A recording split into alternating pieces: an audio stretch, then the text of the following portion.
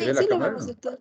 Sí, Sí, sí, bueno, doctor. estamos aquí con sus compañeros del grupo, parte de compañeros del grupo que estaban haciendo prácticas, han venido aquí a acompañarnos en emergencia y vamos a aprovechar para hacer junto con ellos la clase teórica.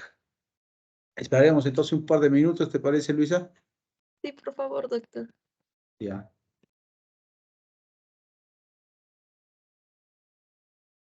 Un punto.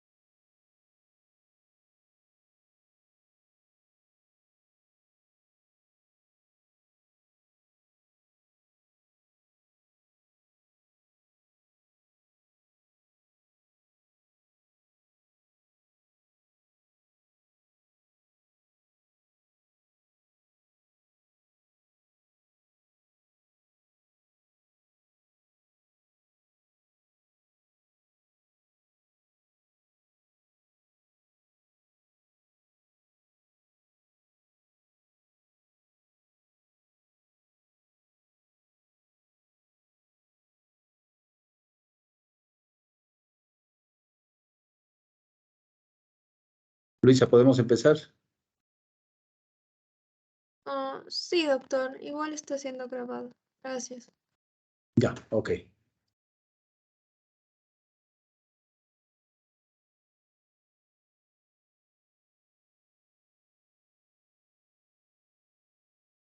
Muy bien, buenas tardes con todos. Entonces, vamos a empezar con esta última clase de la tercera fase. Perdón, queda todavía una clase teórica, ¿no? Que es sobre displasia de cadera y otras patologías. Entonces, la próxima semana. Hoy día vamos a hacer la clase sobre osteomielitis y tumores óseos. Saben que la osteomielitis es un proceso infeccioso. Como cualquier otro órgano, se puede producir también infección a nivel de los huesos y las articulaciones. Enfermedad descrita desde hace muchos años, desde la antigüedad, por Hipócrates ya lo describió esta enfermedad a nivel de los huesos. La clasificación que se puede hacer en las infecciones, de acuerdo al tiempo, hay una clasificación clásica que es de acuerdo al tiempo de presentación, se puede clasificar en agudas, subagudas y crónicas. Si tiene menos de 15 días, menos de 2 semanas, se las denomina agudas. Si tiene entre 15 a 20 días, en algunos libros comentan desde 15 a 30 días como subagudas, y más de 3 semanas o más de un mes ya se considera como infecciones crónicas. Hay otras clasificaciones también que se pueden mencionar que van a encontrar en los libros, pero que no tienen mucha importancia dependiendo del grado de compromiso, si es solamente dentro de la cavidad medular o si es que compromete también a la cortical.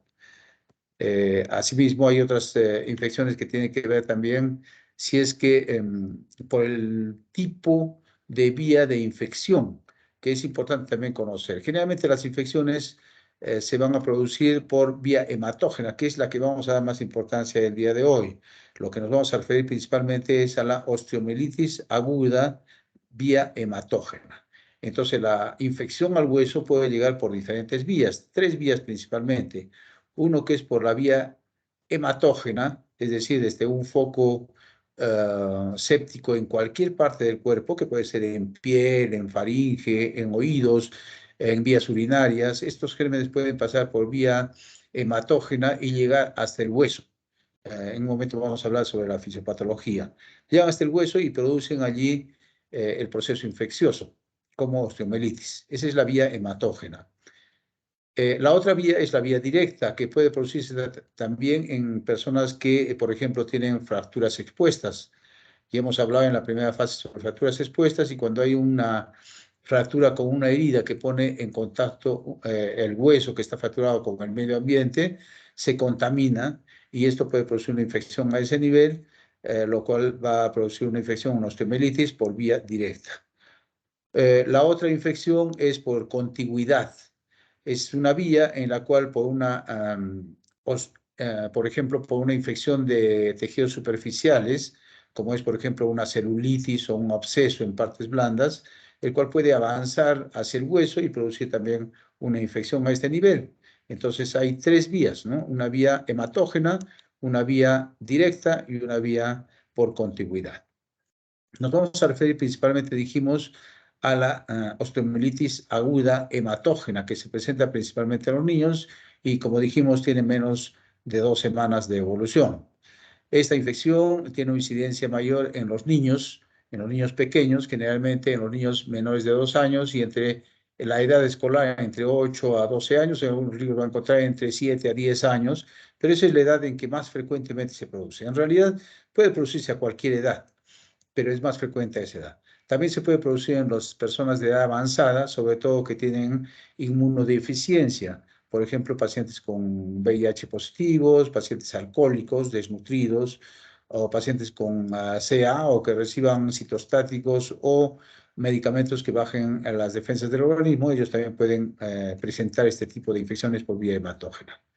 En los lactantes puede producir deformidades muy graves porque no respeta las fases de crecimiento y puede destruir rápidamente y fácilmente a los cartílagos de crecimiento y producir deformidades en el crecimiento de estos huesos.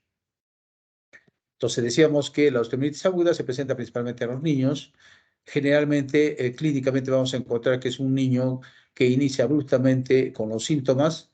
Es un niño que generalmente juega normalmente durante el día, probablemente sufre algunas pequeñas caídas y en la noche comienza a presentar dolor, se despierta con dolor, la mamá lo ve y va a referir pues que tiene dolor a nivel, generalmente estas infecciones se presentan más frecuentemente alrededor de la rodilla, es decir, en los huesos largos como fémur y tibia. Y entonces va a presentar dolor y la mamá generalmente lo que hace es darle un analgésico, le da su paracetamol o le da su aspirina y con eso le calma el dolor. Al día siguiente va a seguir presentando el dolor y ya se presentan algunos signos flogósicos en el lugar donde está produciéndose la infección, signos flogósicos leves que con las horas, en la tarde del día siguiente ya se va a incrementar. Va a presentar mayores signos flogósicos y mayor dolor que va a causar también impotencia funcional. No va a querer caminar el niño por el dolor que presenta.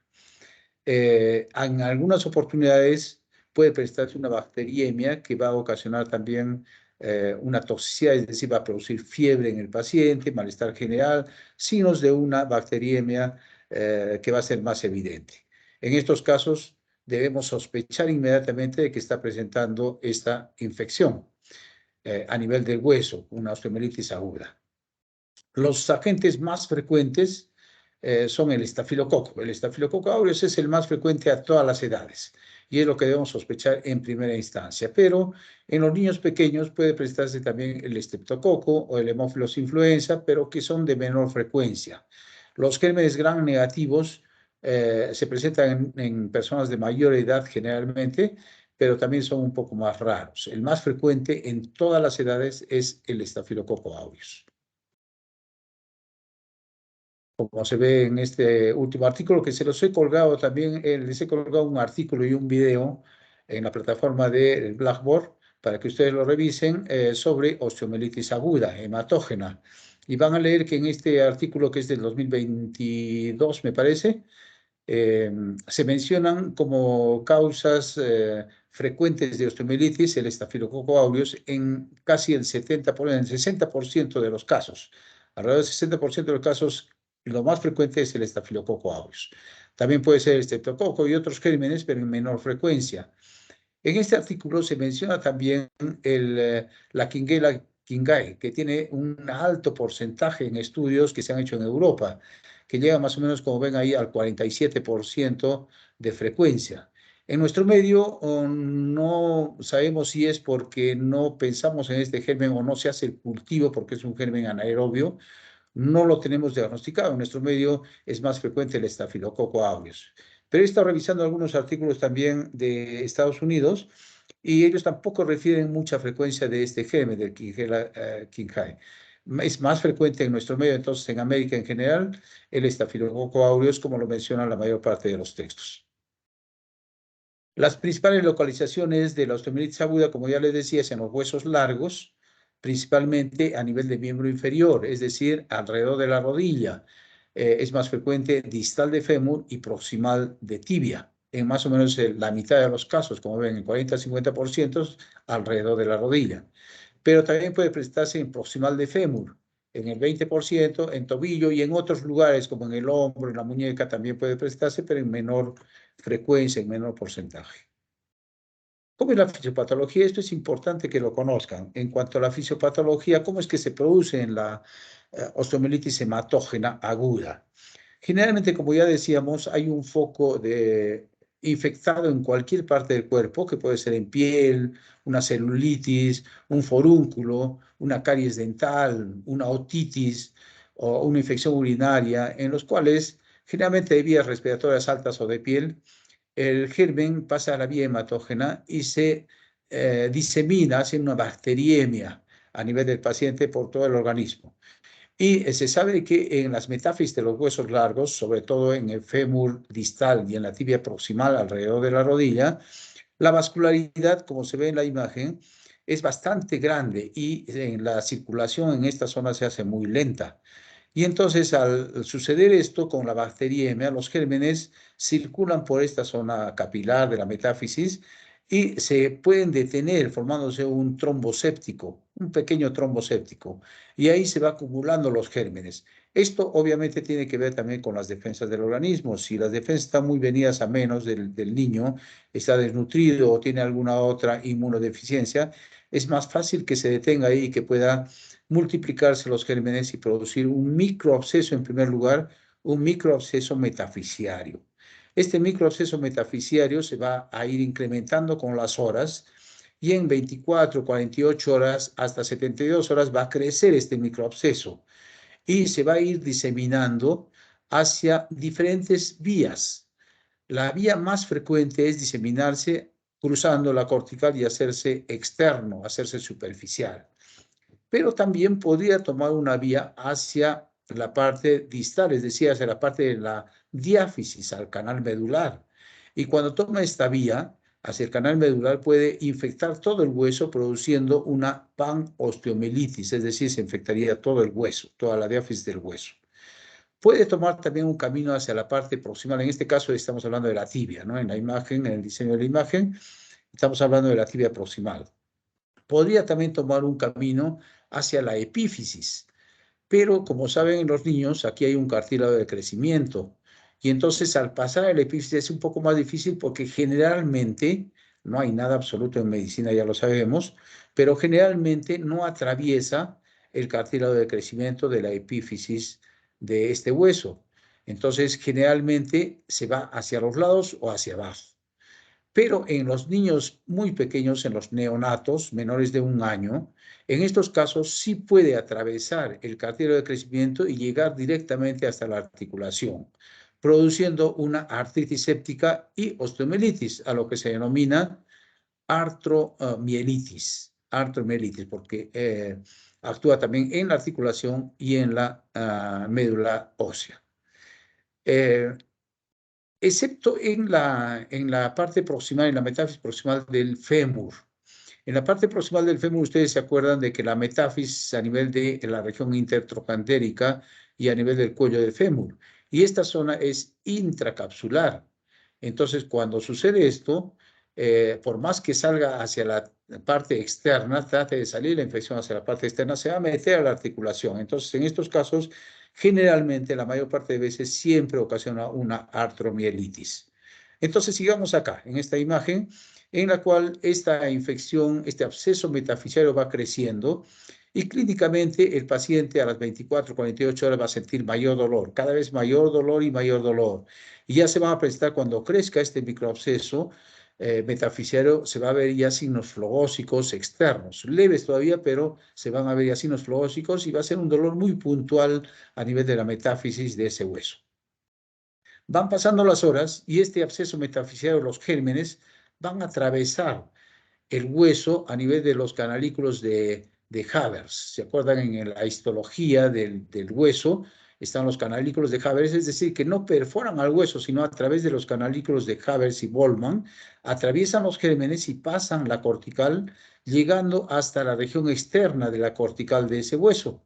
Y se acuerdan ustedes que recubriendo la cortical se encuentra el periósteo. Entonces, llegan hasta la región externa de la cortical y levantan al periósteo, produciendo un absceso subperióstico por debajo del periósteo. El periósteo no se afecta mucho y lo levanta el periósteo, pero el periósteo se defiende un poco y se defiende haciéndose, elevándose por encima de este absceso y tratando de producir un nuevo hueso. Esta formación de nuevo hueso a nivel de el absceso superióstico se denomina involucro. Este nuevo hueso que se va a formar, que se ve en la siguiente imagen, acá se ve más engrosado esta cortical porque se ha formado un nuevo hueso en esta zona por encima del absceso superióstico. A ese nuevo hueso se denomina involucro.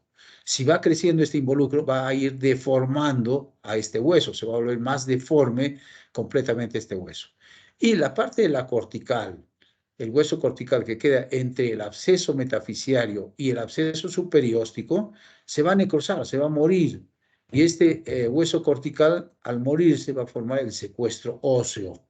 Entonces, aquí vamos a tener dos cosas en esta fisiopatología. Un tejido muerto que queda en el absceso, entre el absceso metafisiario y el absceso superióstico, que ya se hacen uno solo con los días, y va a quedar hueso muerto de nuevo, que se llama secuestro óseo, y el hueso con el periósteo va a tratar de formar, para que no se fracture ese hueso que está siendo destruido por la infección, va a formar un nuevo hueso y ese hueso nuevo se llama involucro óseo. Ok, a pesar de eso, si es que persiste la infección, este absceso que ya se ha agrandado, ya se ha unido prácticamente el absceso metafisial con el absceso superióstico, va a seguir creciendo y va a deteriorar y va a destruir este involucro y va a fistulizar hacia afuera. Va a fistulizar las partes blandas y va a salir hacia la parte exterior, eliminando todo el contenido de este absceso. Lo más frecuente es que hasta este absceso que está creciendo con el involucro y con el secuestro óseo, vamos a tener clínicamente mayor cantidad de signos clínicos como signos flogósicos muy evidentes, aumento de volumen, calor local, impotencia funcional y mucho dolor en la zona que está produciéndose la infección. Y cuando ya se debrida y fistuliza el foco infeccioso, el absceso, drena todo el contenido del absceso y eso va a calmar clínicamente el dolor. Y entonces el paciente va a sentir de que ya no le duele tanto y la familia va a decir, ya se curó la enfermedad, pero en realidad no se curó la enfermedad, al contrario, lo que sucedió es de que se ha ido a la cronicidad. Esta infección no se ha curado, sino que va a persistir ahí y se ha hecho crónico. Esto, para que suceda esto, ya pues ha pasado más de una semana, ¿no? 1 o 2 semanas para que ya fistulice, si es que ha avanzado en la evolución natural de la enfermedad y sin ningún tratamiento. Aquí está, se muestra en esta imagen cómo es que este absceso metafisiario puede tomar varios caminos. El camino más frecuente es salir, como ya hemos dicho, hacia la zona lateral periférica, produciendo un absceso superióstico, y puede incluso esto seguir progresando hacia la parte distal por medio del hueso, entre el hueso y el periósteo, ¿no? Pero lo más frecuente es que debride esto y fistulice hacia la parte externa. También en la rodilla podría, si es que es muy pegada a la articulación, a través de entre la cápsula y la epífisis, llegar hasta la articulación y producir también una infección en la articulación, es decir, una artromielitis. O también podría, como ya hemos dicho, migrar hacia el canal medular y producir una panostiomielitis, es decir, una infección de todo el hueso. Aquí vemos cómo puede también fistulizar y diseminarse hacia la articulación, como se ve acá, hacia afuera o hacia abajo, hacia la diáfisis. Clínicamente vamos a encontrar signos flogósicos y cuando se disemina la articulación se denomina pues una artromielitis. Entonces, en el cuadro clínico, volvemos a repetir, lo que se presenta generalmente cuando es un cuadro muy severo, el niño va a presentar y no ha recibido ningún tratamiento, pasan 3, 4 días y está avanzando el proceso infeccioso, el niño va a presentar ya malestar general, escalofríos, fiebre, un cuadro muy general de la bacteriemia que está presentando, ¿no? Y en los niños puede causar pseudoparálisis, es decir, si es que la piernita está tomada o el brazo está tomado, ya no quieren movilizar por el dolor. Son niñitos muy pequeños que solamente lloran y presentan una pseudoparálisis, no quieren movilizar, ¿no?, esa extremidad y dolor al movimiento. En algunos casos pueden presentar, no va a existir fiebre. Generalmente los pacientes muy desnutridos, a veces no se presenta fiebre, pero sí hay signos flogósicos en el lugar donde está produciéndose la infección. Y también podemos encontrar en estos niños signos flogósicos evidentes. ¿Se acuerdan de la triada o la tetra de Celsius, ¿no es cierto? Y se presenta toda esta signología en el niño que está presentando la infección. Entonces, ya para que les quede ya bien grabado esto, en las manifestaciones clínicas vamos a tener síntomas sistémicos, como ya hemos mencionado cuando hay la bacteriemia, va a haber fiebre elevada probablemente, signos de celulitis localizados en el lugar de la infección. Esto va a ocasionar con las horas y con los días impotencia funcional por el dolor, no va a querer movilizar el paciente y un dolor localizado en el lugar donde presenta la infección. Esto ya nos debe hacer sospechar de un proceso infeccioso en el lugar donde está produciéndose estos signos flogósicos y sospechar inmediatamente de una infección por vía hematógena, ¿no? Es más frecuente, decíamos, en los niños. La vía directa también, bueno, es evidente cuando hay una fractura expuesta, pues en esos casos debemos sospechar y evitar que se presente esta infección a nivel del hueso. Cuando hay una celulitis también debemos sospechar de que esto pueda ingresar hacia el interior, hacia los huesos y producir también una osteomielitis. Y cuando hay una insuficiencia vascular también, sobre todo en los adultos, vemos en los pacientes diabéticos que tienen una insuficiencia vascular, se produce necrosis y fácilmente se puede producir una infección a este nivel, llegando hasta el hueso.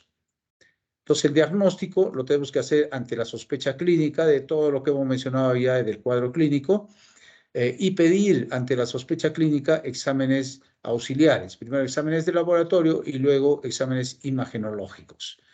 Los principales exámenes que pedimos es un hemograma, lo que vamos a encontrar ahí, como en todo cuadro infeccioso, una leucocitosis con desviación izquierda, es lo más frecuentemente que se encuentra, y la velocidad de sedimentación y el PCR van a estar elevados. En cuanto a las imágenes, en los primeros días, hasta los 15 días, generalmente no vamos a encontrar ningún signo radiográfico. La radiografía no nos va a ayudar mucho para el diagnóstico. Podemos encontrar algunas veces un aumento de volumen de las partes blandas que están alrededor de la zona infectada, pero esto no es específico para la osteomielitis, entonces la radiografía en realidad no nos ayuda mucho para el diagnóstico. Ecografía también podríamos solicitar y lo que nos va a ayudar sobre todo para ver en las partes blandas cuando ya pasan varios días en los cuales hay ya un absceso superióstico y nos va a determinar pues la presencia de este aumento de volumen o colección líquida por el absceso que está produciendo a nivel de las partes blandas en la zona metafisiaria. La gamografía nos puede ayudar, también es un poco inespecífico, pero sí nos podría ayudar para determinar que hay un foco caliente en la zona donde está produciéndose la infección.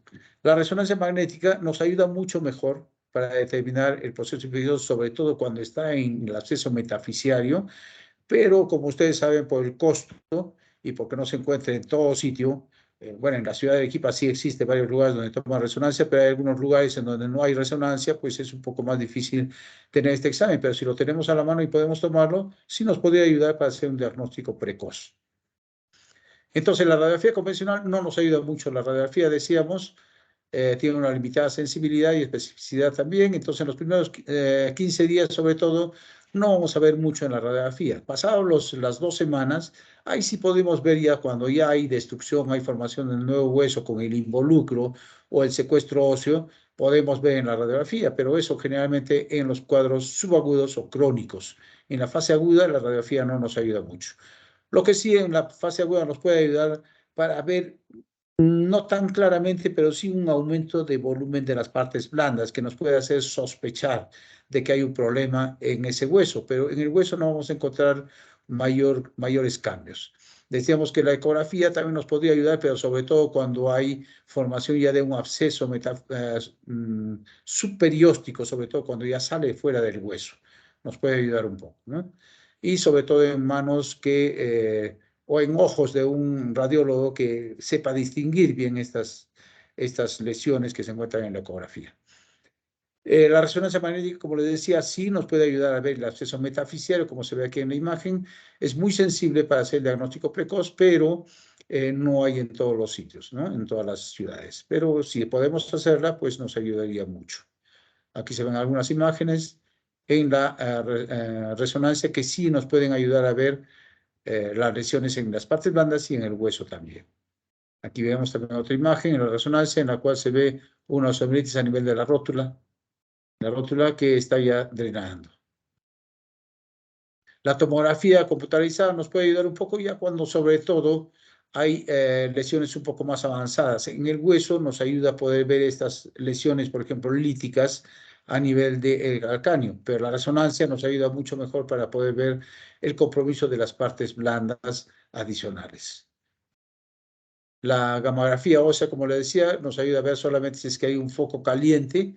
Es muy inespecífica, pero nos podría ayudar para ver que hay un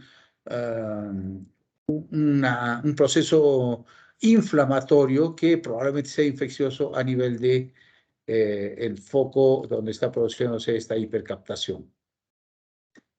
El diagnóstico que nos va a llevar a determinar el tipo de germen, pues es el diagnóstico microbiológico. Y lo que siempre debemos hacer cuando hacemos un tratamiento médico o tratamiento quirúrgico es tomar una muestra de la secreción. Si es que tenemos un absceso, por ejemplo, que ya está subperióstico, ya está muy flogósico y vemos que hay una fluctuación en la zona metafisiaria, lo que tenemos que hacer es una punción con una aguja 18 y drenamos parte del absceso y tomamos una muestra para enviarlo al laboratorio. Y lo que tenemos que tomar siempre es examen de Gram, cultivo y antibiograma. Como saben, el estudio de Gram nos sale pues a los pocos minutos, ¿no? El estudio de Gram es solamente hacer una tinción y determinar si es que encontramos gérmenes, ya sean bacilos, cocos, gram positivos o gram negativos. Esto nos va a indicar más o menos, nos va a orientar para indicar el tratamiento más adecuado. Lógicamente que el cultivo que enviemos después, que saldrá de 3 o 4 días, ya nos determina con nombre y apellido qué tipo de germen es el que está produciendo la infección y de acuerdo a eso también la sensibilidad para poder determinar qué tipo de antibiótico daremos para ese tipo de germen que está produciendo la infección. Entonces es muy importante siempre tomar este examen, no dar a ciegas. Al inicio podemos dar a ciegas el tratamiento sin saber qué tipo de germen es, sabiendo que el más frecuente es el estafilococo, pero lo más importante es determinar qué tipo de germen es el que está produciendo la infección. En cuanto a la osteomielitis crónica, cuando ya pasa pues más de un mes, se produce todo este cuadro de la historia clínica de la enfermedad que hemos mencionado en la fisiopatología, ¿no?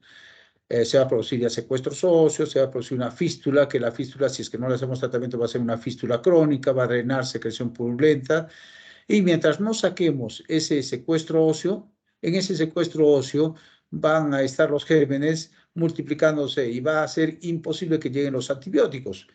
Los antibióticos que damos, ustedes saben que ya sea parenteral u oral, llegan por vía sanguínea. Y en ese absceso, como está metido el secuestro óseo, está metido dentro del absceso, ahí no llega la sangre. Y entonces el antibiótico tampoco va a llegar al absceso y al secuestro óseo. Y entonces el secuestro óseo va a mantener a los gérmenes y va a mantener el proceso infeccioso. Entonces, si encontramos en una radiografía que hay secuestros óseos, lo que tenemos que hacer es hacer la secuestrectomía, es decir, sacar, hacer una operación y sacar ese secuestro óseo. Entonces, acá vemos, por ejemplo, en estas radiografías y resonancias, cómo el proceso infeccioso está no solamente en la metáfisis, sino avanzado hacia la diáfisis, ha tomado toda la diáfisis.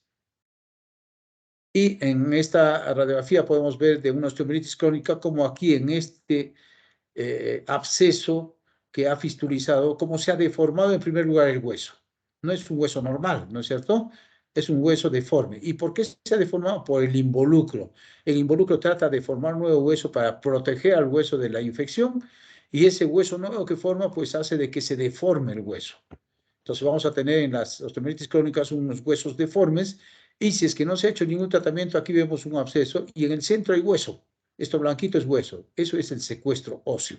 Es un tejido muerto que mantiene la infección crónica. Entonces lo que hay que hacer en el tratamiento quirúrgico es abrir este hueso, hacer una ostectomía, es decir, abrir una ventana en el hueso, en la cortical, en este involucro que se ha formado nuevamente, sacar este involucro, curetear, lavar, hacer un raspaje, un curetaje del hueso, sacar ese secuestro óseo, o sea, hacer secuestrectomía, curetaje óseo, lavado, y podemos dejar, lo último que se está haciendo es dejar metilmetacrilato, o sea, el cemento acrílico, cemento óseo, mezclado con antibióticos para que actúe directamente, localizadamente en el lugar de la infección en el hueso, para que actúe localmente el antibiótico. Generalmente se mezcla con gentamicina o con vancomicina para que actúe directamente, aparte de dar el tratamiento sistémico, ¿no? Por vía oral o parenteral. Acá vemos también cómo, fíjense, este es el involucro y aquí está la cortical como secuestro óseo. La cortical antigua, ¿no? La cortical antigua que ya se ha convertido en un secuestro óseo. Este es el involucro nuevo que se ha formado.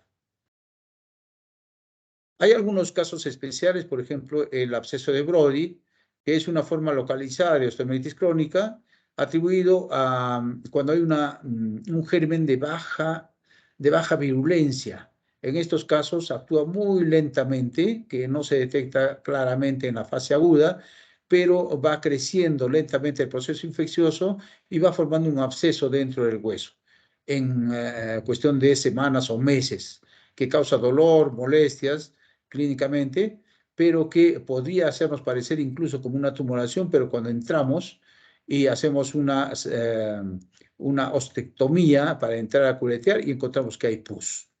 Esto se denomina un absceso de Brody, que es un absceso producido por una infección crónica de baja virulencia. Aquí vemos otra vez un absceso de Brody en la metáfisis de la tibia. Y hay la osteomielitis esclerosante de Garrett también, que también es una forma crónica de baja virulencia y difusa, que se caracteriza porque el hueso produce un involucro de mayor grosor, o sea, una condensación ósea difusa del hueso largo, pero produce un dolor que es frecuente y permanente, un dolor nocturno que el niño se va a quejar en las noches, sobre todo de mucho dolor, y cuando tomamos la radiografía vamos a ver que está engrosada la cortical, y cuando entramos a ver que nos podría parecer también una tumoración ósea, entramos y abrimos el hueso y vamos a encontrar también secreción purulenta en esa zona. Son problemas crónicos del hueso, osteomielitis crónicas, pero de baja virulencia que crecen con el tiempo y causan molestias clínicas. Lo más frecuente es que destruya el hueso, como en este caso, fíjense acá en la falange proximal del quinto dedo, lo ha destruido el hueso. Esto nos podría hacer pensar también en un proceso tumoral, como vamos a ver en la próxima clase. Podría hacernos pensar en proceso tumoral, pero si entramos y hay signos flogósicos, si entramos al lugar y encontramos pus, pues es un proceso infeccioso, una osteomielitis. Entonces, el diagnóstico diferencial de las osteomielitis es también ver los procesos tumorales. ¿Cuál es el tratamiento entonces que se hace en las osteomielitis? Cuando es aguda, debemos inmediatamente instalar tratamiento antibiótico empírico. Si sabemos que el germen más frecuente es el estafilococo, pues tenemos que hacer tratamiento para este tipo de germen principalmente. Pero en todo caso, lo que podemos hacer es instalar un tratamiento de amplio espectro. Tomar muestra para el laboratorio, hacer el gran cultivo de antibiograma y de acuerdo a eso guiarnos. Y después de 3 días que nos llega ya el resultado del cultivo, podemos instalar un tratamiento ya más específico, un tratamiento antibiótico específico para el tipo de germen que nos está produciendo la infección. Entonces, el tratamiento es médico, pero también si es que hay un absceso y sacamos pus y sabemos de que es una infección en el hueso, el tratamiento para nosotros, para los ortopedistas, debe ser quirúrgico también.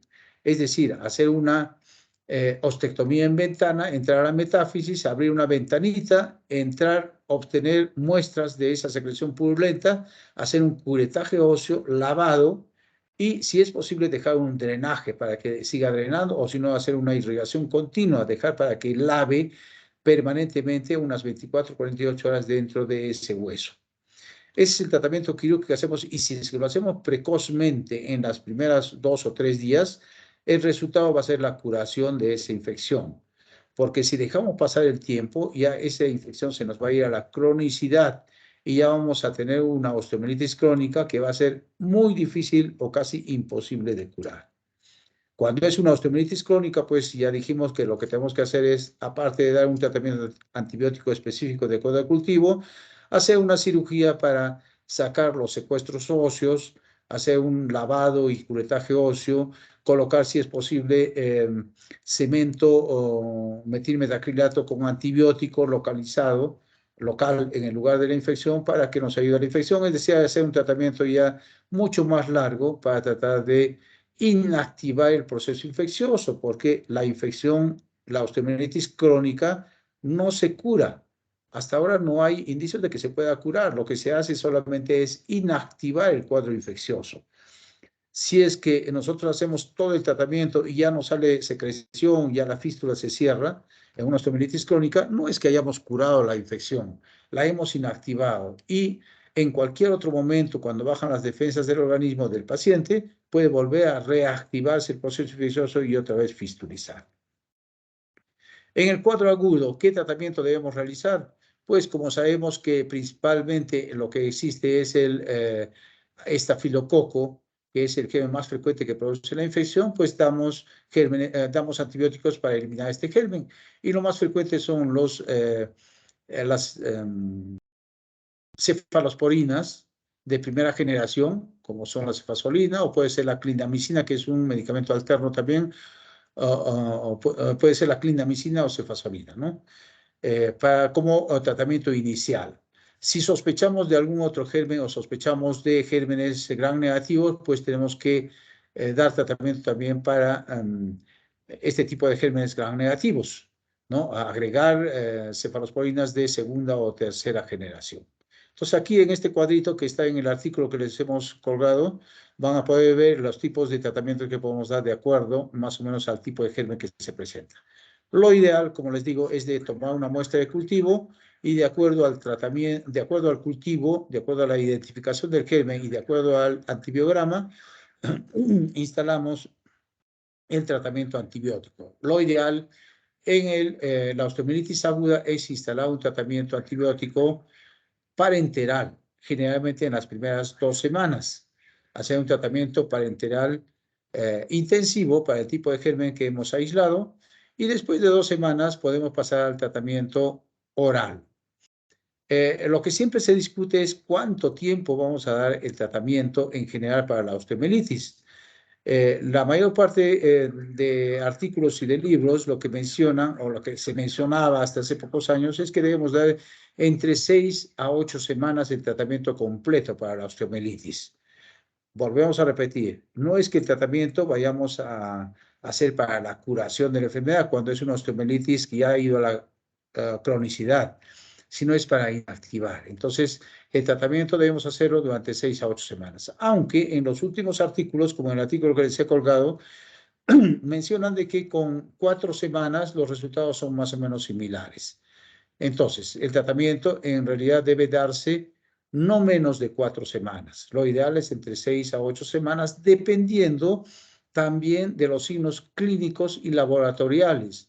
Lo ideal es ver clínicamente para ver si es que los signos fluorósicos han cesado en el paciente y entonces podríamos retirar a las 4 semanas. Y por otro lado, los exámenes laboratoriales.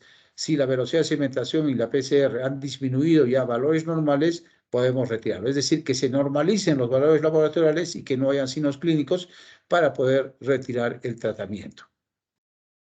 ¿Qué complicaciones se presenta? Pues la cronicidad. Debemos evitar esto porque ya dijimos que si pasa la cronicidad, eso ya no vamos a poder curar, lo que vamos a poder hacer es solamente inactivarlos.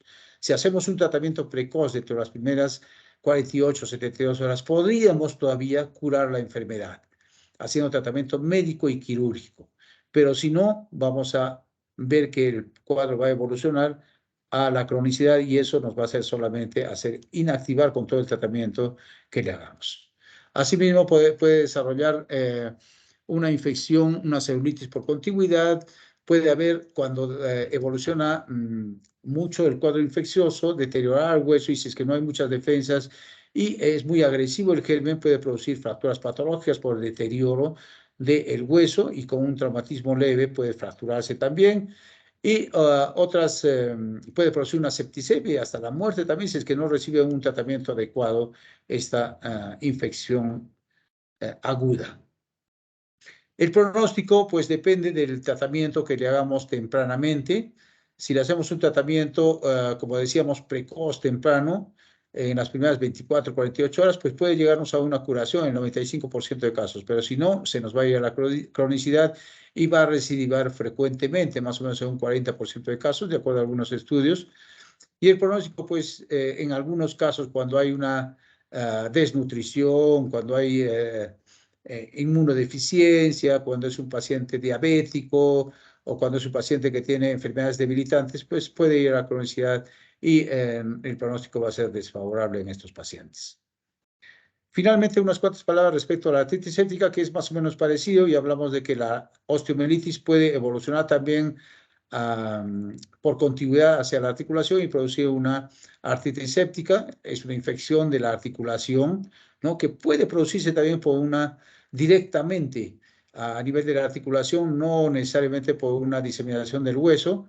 Por ejemplo, es frecuente, nosotros hemos visto frecuentemente en pacientes que artríticos que reciben infiltraciones a nivel de las articulaciones con corticoides. Ustedes saben que los corticoides disminuyen las defensas, también producen inmunodeficiencia.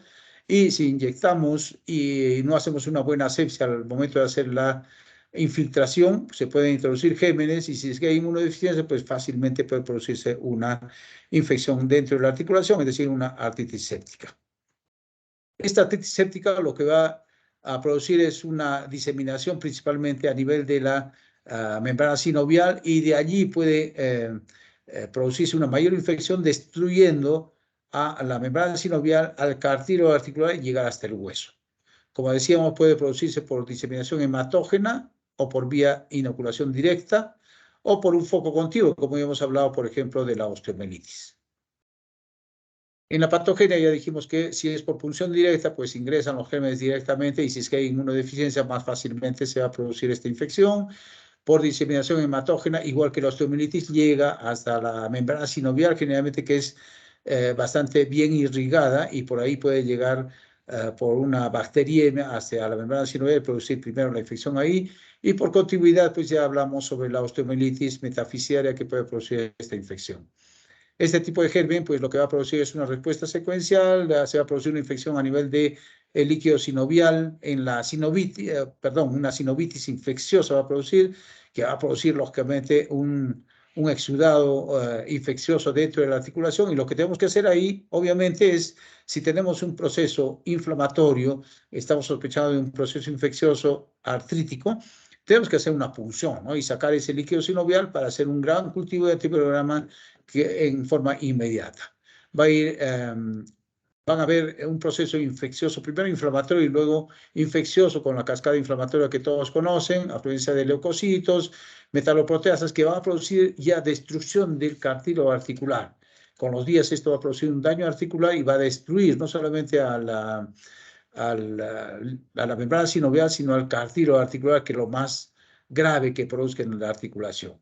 Y si pasan varios días, entre 5 a 7 días, más de una semana, pues lo que va a ocasionar es un daño irreversible a nivel del cartílago articular.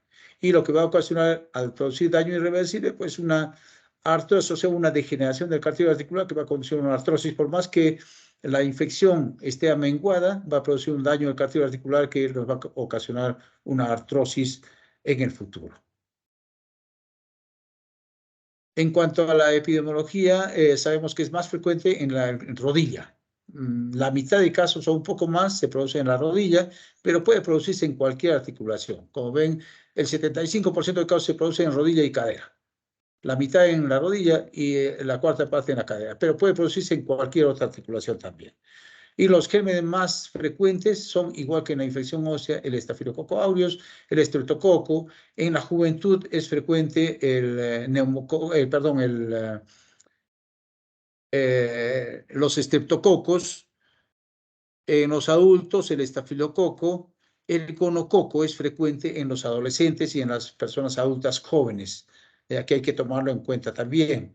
Pero lo que tenemos que hacer en estos casos es hacer, pues, como ya le decía, una punción. Es muy fácil en la articulación, si es que hay signos flogósicos, hacer una punción articular, obtener el líquido sinovial y mandarlo a gran cultivo y antibiograma, y vamos a tener el diagnóstico ya hecho con el cultivo. Algunos factores de riesgo en los neonatos es frecuente, por ejemplo, que se presente por prematuridad, entonces va a haber disminución de las defensas de ese niño, o porque se ha hecho una cesárea donde se ha complicado por manipulación de catéteres umbilicales, entonces va a haber más frecuentemente en esos casos una bacteriemia en el neonato y producir, pues, o una osteomielitis o una artritis infecciosa. En los adultos, sin embargo, hay que tomar en cuenta algunos factores que disminuyen las defensas de ese paciente, ¿no? Como son artropatías previas, como son la artritis reumática por recibir corticoides frecuentemente, esto causa inmunosupresión, infecciones a distancia que puede presentar que esté disminuyendo las defensas del organismo.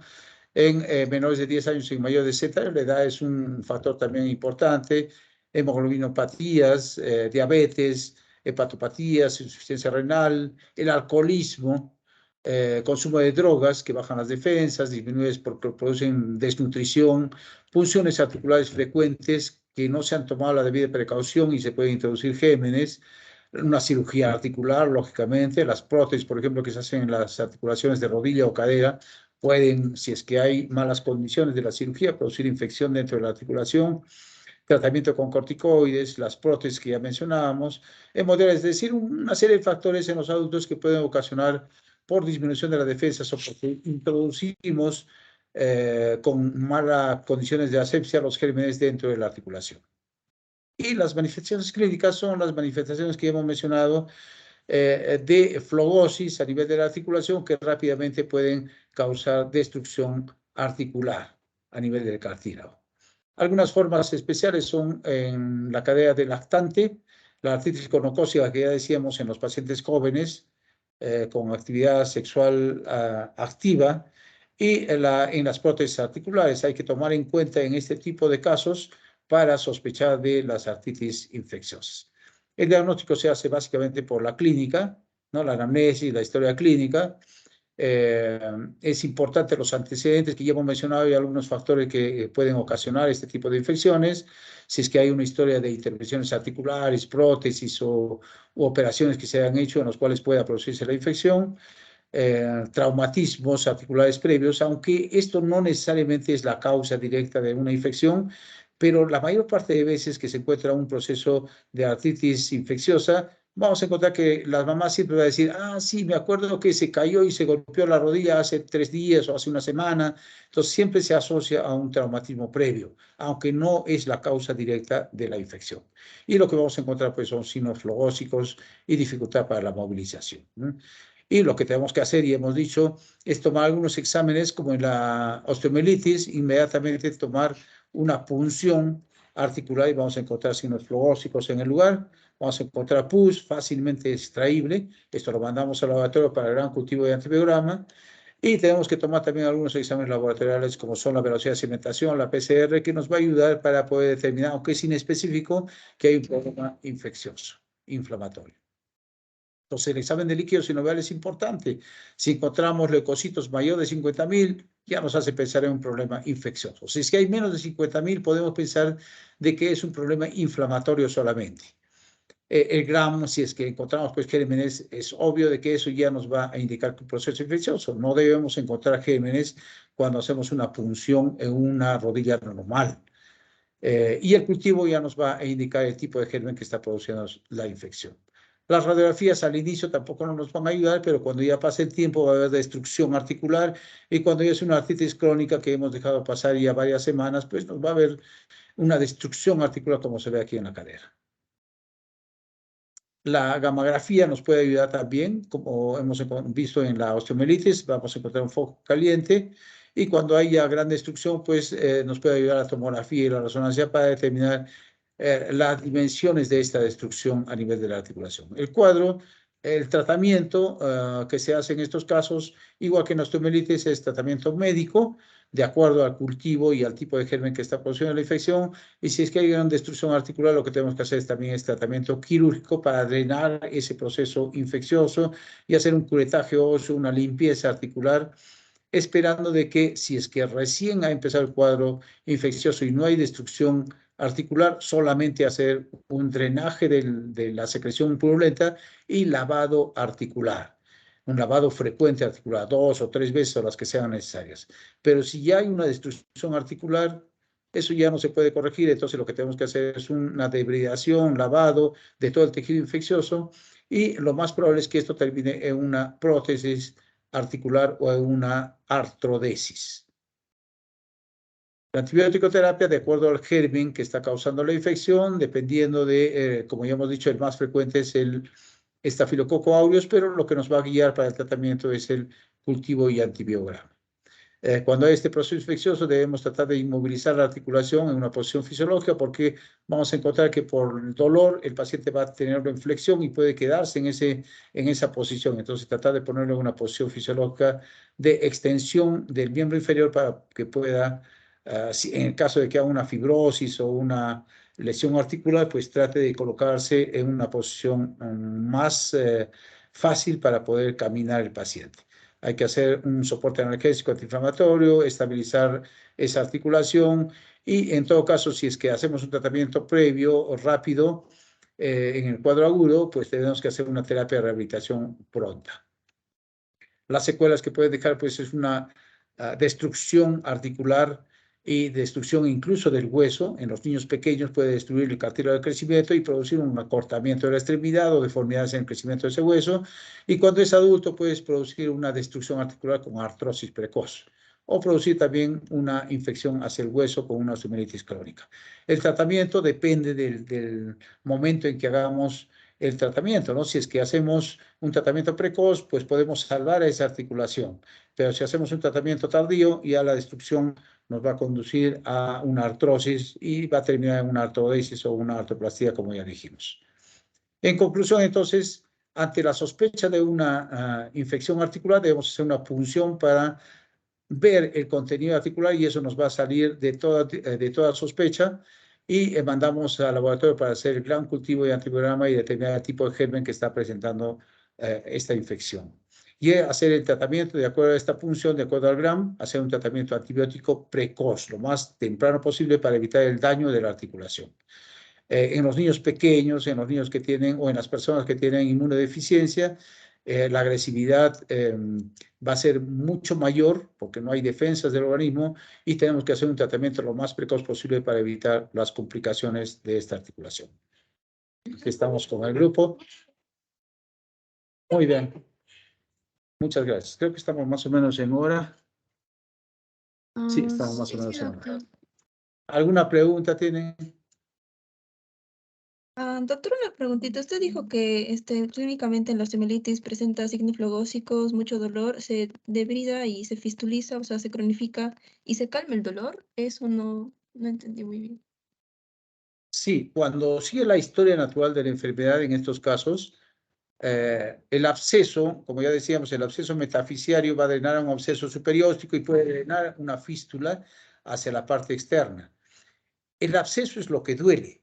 O sea, el absceso, al estar tenso con toda la secreción purulenta, causa mucho dolor y signos flogósicos. Entonces, ¿qué hacemos cuando hay un absceso normalmente? Si nosotros vemos un absceso, tenemos que drenarlo, ¿no es cierto? Para que ya no haya esos signos flogósicos. Parte del tratamiento es hacer un drenaje del absceso. Pero si nosotros no hacemos ningún tratamiento y el paciente está en su casa, no recibe ningún tratamiento médico, y entonces va a seguir la historia natural de la enfermedad. Y el absceso va a seguir creciendo hasta que drena, fistuliza y drena hacia la parte externa. En esos días, cuando está por drenar, digamos, está con mucho aumento de volumen, va a haber mucho dolor, el niño va a tener mucho dolor, mucha fiebre, va a tener mucho dolor, fiebre, y va a ser intocable, va a tener impotencia funcional. Cuando drena espontáneamente ese absceso, prácticamente va a ser como si nosotros le hiciéramos el tratamiento quirúrgico, va a drenar el absceso. Y eso va a hacer de que le calme el dolor, porque el absceso que estaba causándole dolor por la presión que había dentro del absceso, va a cesar al drenarse espontáneamente. Y eso le va a calmar el dolor. Pero eso no significa que esté curado el proceso. Lo que va a significar es que ha drenado, pero que el proceso está yéndose a la cronicidad. ¿Se entendió, Luisa? Creo que hiciste la pregunta. Sí, doctor, muchas gracias. Y los signos flogósicos van a disminuir, pero no porque ha cesado el proceso infeccioso, sino porque se ha drenado el absceso. Van a disminuir, no van a desaparecer completamente, sino van a disminuir. El dolor va a disminuir bastante. La fiebre también va a cesar porque se ha drenado ya el absceso, pero el proceso infeccioso todavía sigue, entonces tenemos que instalarle ahí el tratamiento ya para la osteomielitis crónica. Gracias, ¿Alguna otra doctor. pregunta?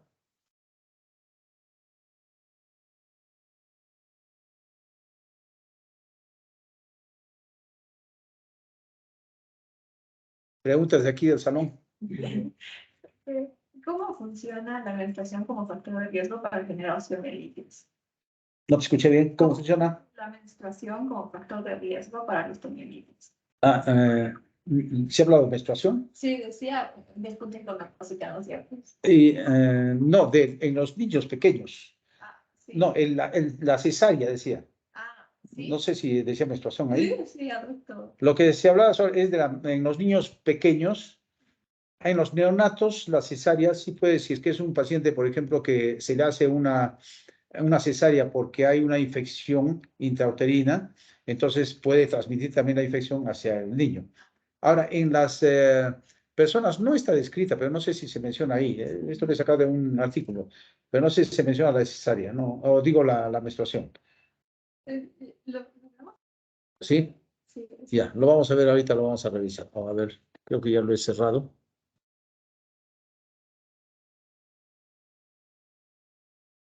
Mientras tanto, ¿alguna pregunta del auditorio? Era de artritis, de... Azul. ¿Dónde ha sido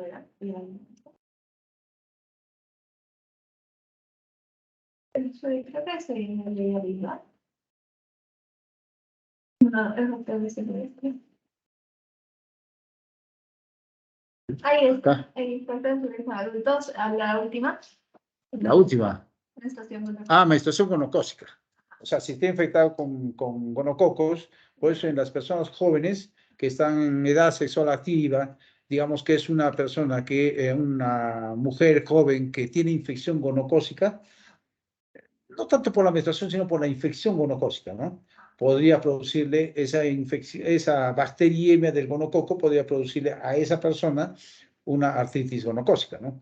En las personas jóvenes, no tanto por la menstruación, como le digo, sino por la infección gonocócica, que es lo que podría producirle en ese paciente una artritis infecciosa gonocócica.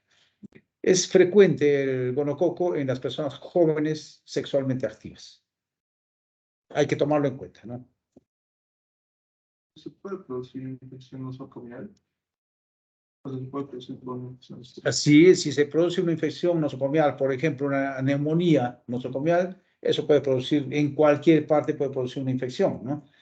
tanto en el hueso, en las articulaciones, gastrointestinal, renal, en cualquier parte, ¿no? Por una bacteriemia se deposita en cualquier lugar.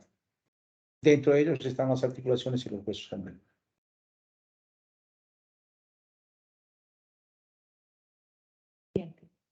Digamos, ya no sería una vía hematógena, sino una vía directa. En, El paciente que vimos también podría, en la fractura expuesta. Obviamente, sí hemos conversado de fracturas expuestas en la primera fase, ¿no?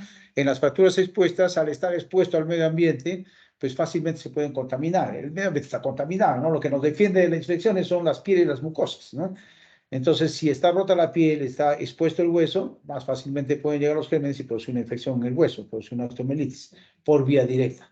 Por eso lo que tenemos que hacer es una buena limpieza quirúrgica, dar antibióticos en las fracturas expuestas para evitar la infección ósea, es decir, la osteomielitis. ¿Alguna otra pregunta? ¿De la plataforma virtual alguna pregunta?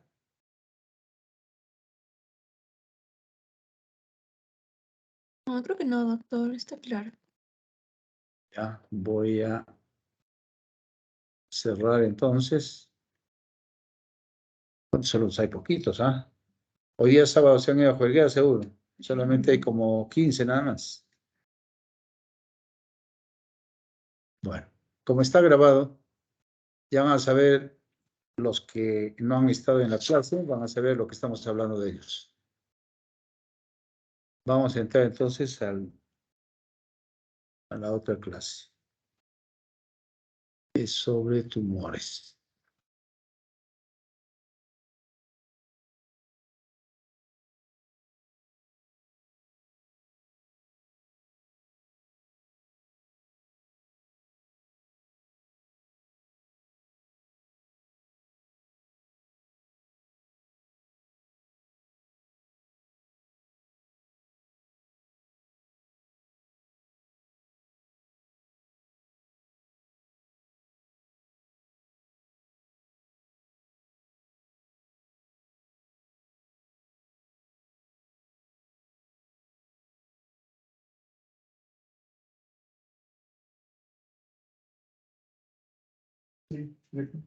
Luisa, ¿se ve? Sí, doctor, dice tumores óseos. Ya, ok. Entonces podemos seguir avanzando, ¿no? Mejor para terminar ya. Y de la una. Sí, doctor. Entonces, la siguiente clase es sobre tumores óseos. Obviamente que tumores óseos es todo un capítulo, toda una especialidad en ortopedia y traumatología. Actualmente ya hay especialistas en traumatología de tumores óseos que se dedican exclusivamente a eso, ¿no? Al tratamiento de los tumores óseos. Y el tratamiento, el manejo de los tumores óseos no solamente es del traumatólogo, sino es de un equipo que va a tratar este tipo de patologías, dentro de los cuales está el radiólogo, está el ortopedista, el oncólogo, alguna vez el hematólogo también, algunos tipos de tumores, eh, servicio social y algunas otras especialidades más que tienen que ver con todo el tratamiento que tiene que realizarse en este tipo de pacientes. Nosotros en esta clase lo que tratamos es de que ustedes, como médicos generales, al inicio que van a hacer ustedes, porque después harán una especialidad, es de que sepan más o menos diferenciar, o sea, diagnosticar en primer lugar un tumor óseo y que sepan diferenciar entre tumor benigno y maligno y saber más o menos aproximarse para ver qué tipo de tumor es el que podría ser, sin llegar a un diagnóstico definitivo, porque ni siquiera nosotros que somos ortopedistas vemos este tipo de pacientes, pero no, a veces no llegamos al diagnóstico definitivo ni al tratamiento completo, como les voy a explicar al final, sino que muchas veces hacemos el diagnóstico y si vemos que es un tumor maligno, lo derivamos a un centro más especializado en tumores óseos o en tumores en general. Entonces, lo que queremos, como les vuelvo a repetir, es que ustedes sepan más o menos diferenciar, diagnosticar un tumor y saber diferenciar entre si es un tumor benigno o maligno. Muy bien, entonces, ¿qué es un tumor? Ya saben ustedes que es una proliferación anormal de células en un hueso. Estamos hablando de tumores óseos. Estos pueden ser benignos o malignos y pueden ser en un solo hueso o en varios huesos. Eso hay que saber diferenciar. Y lo que presenta generalmente, pues, es generalmente aumento de volumen y dolor, aunque hay algunos tumores que no presentan ninguna sintomatología. Los tumores óseos malignos son felizmente poco frecuentes en la especialidad, en la patología que vemos. Los síntomas locales y signos clínicos son poco específicos para el diagnóstico y los estudios laboratoriales para estos casos son de poca ayuda en general. Lo que sí nos ayuda bastante es la radiografía.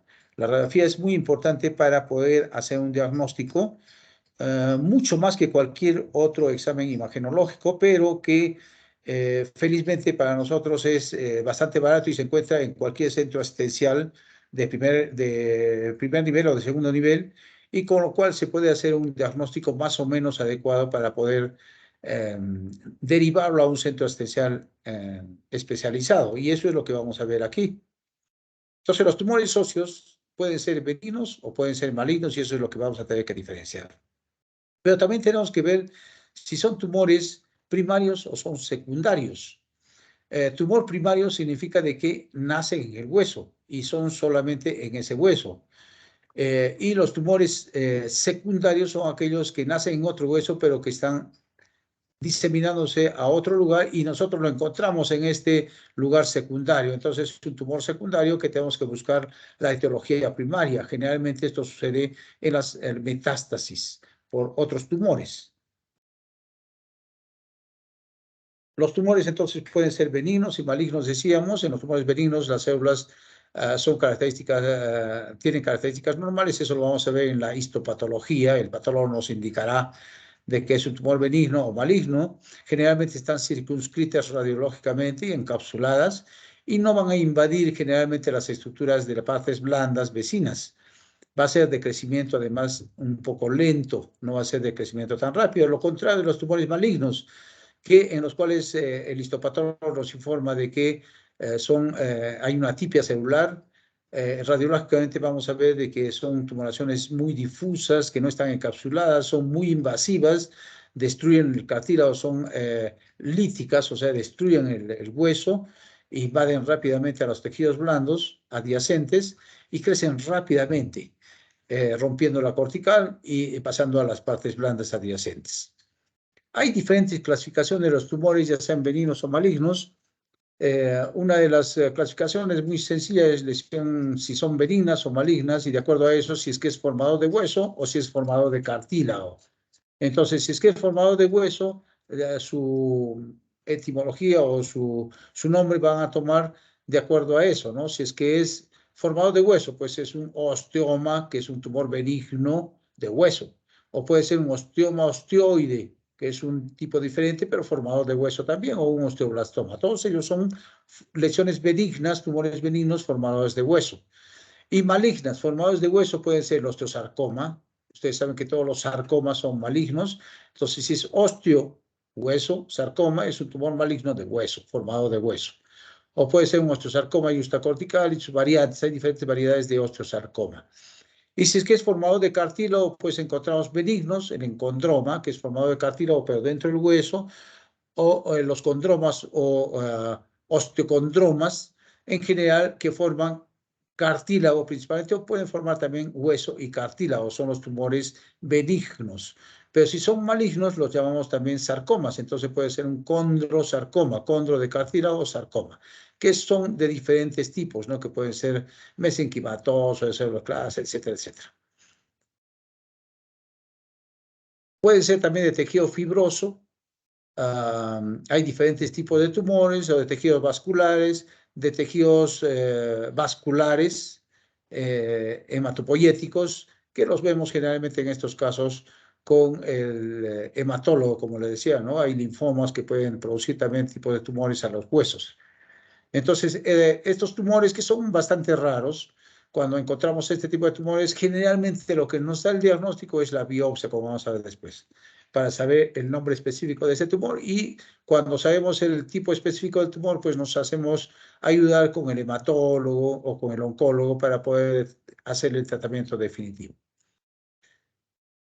Hay frecuencia también de acuerdo a la edad, esto hay que tomarlo en cuenta. Entonces, la edad es muy importante para saber y orientarnos más o menos a qué tipo de tumor puede estar ocasionando esta tumoración, ¿no? De 0 a 5 años, por ejemplo, de tumores benignos más frecuentes hay los quistes óseos, displasia fibrosa, granuloma eosinófilo, son los más frecuentes. Y como malignos, el sarcoma de Ewing y el neuroblastoma son los más frecuentes. De 5 a 10 años, los osteocondromas son frecuentes, el osteomastoide, también igual que en los niños más pequeños, quistes óseos que se presentan en toda la infancia, quiste óseo aneurismático, que es otro tipo de quiste óseo, o sea, son los más frecuentes en los niños pequeños.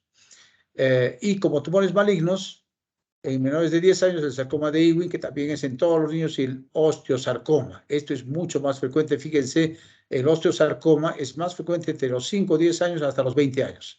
Ahí es donde más frecuente el osteosarcoma como tumor maligno que debemos de temerle mucho. Y tumores benignos, pues el osteocondroma, encondroma en los niños de 10 a 20, en los niños y adolescentes de entre 10 a 20 años. De los 20 a 30 años, tumor a células gigantes y el osteocondroma. En los niños, en los adultos de 30 a 40 años, tumor de células gigantes, igual. El condrosarcoma es frecuente en los adultos jóvenes.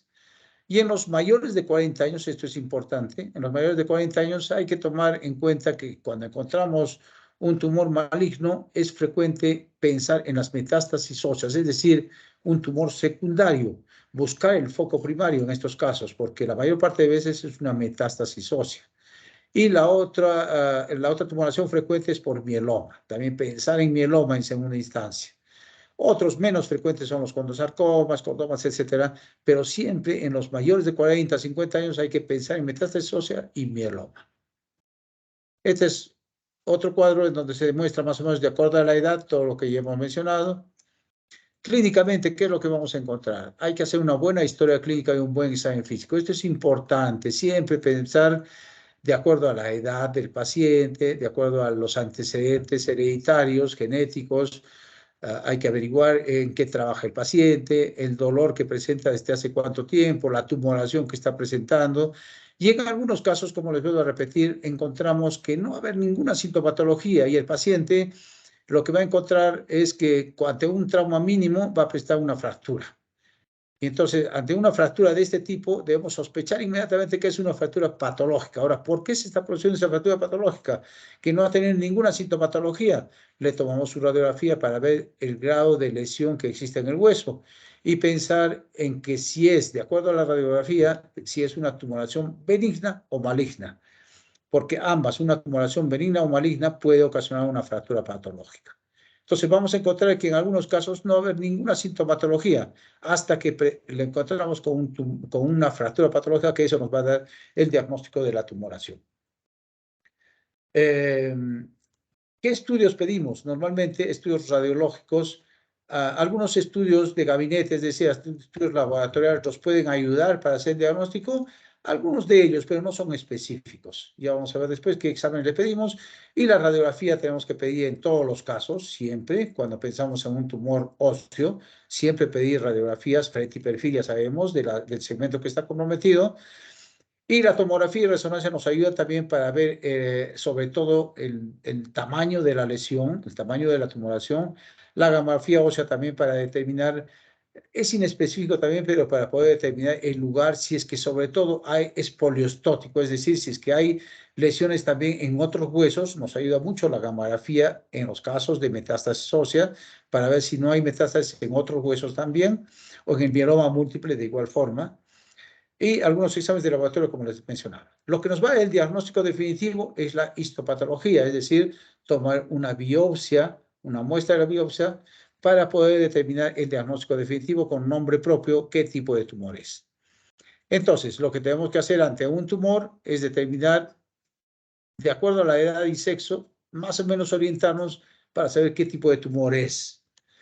Si es que es, determinar si es un tumor solitario o múltiple, determinar si es que tiene presencia de tumoraciones, nodulaciones en un solo hueso o en diferentes lugares. Eso nos va a ayudar también para el diagnóstico.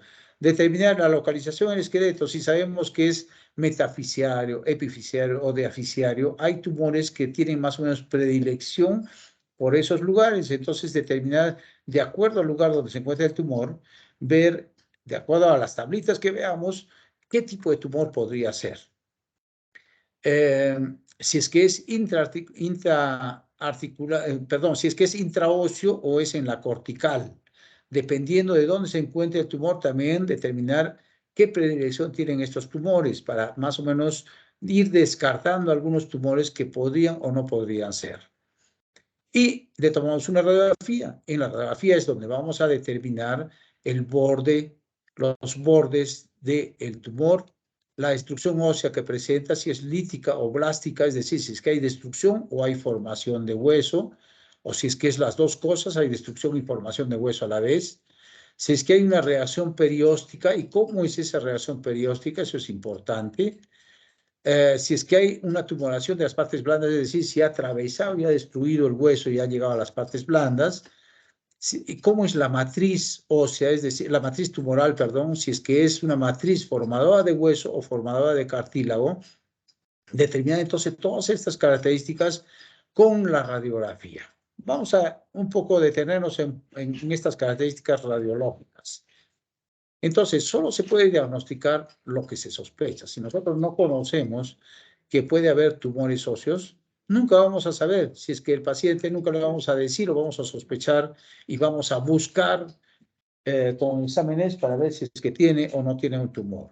Entonces, solo vamos a sospechar lo que conocemos. Y ahora estamos conociendo de que pueden existir tumores óseos de acuerdo a la edad, determinados tipos de tumores. Entonces, para poder hacer un buen diagnóstico.